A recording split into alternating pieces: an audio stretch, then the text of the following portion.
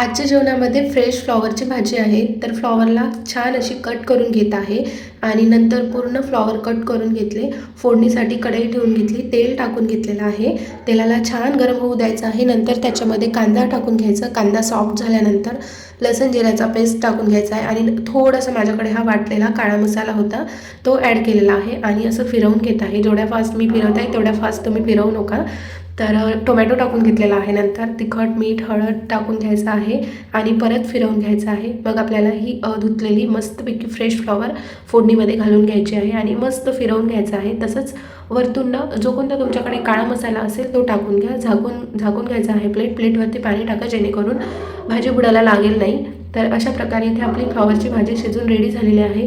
वरतून मस्तपैकी फ्रेश कोथिंबीर ॲड करायचं आहे. तर इथे भाजी रेडी झालेली आहे. तर ही रेसिपी आवडली असेल तर नक्की लाईक, शेअर, सबस्क्राईब आणि हा कमेंटसुद्धा करा. भेटूया परत. Bye bye.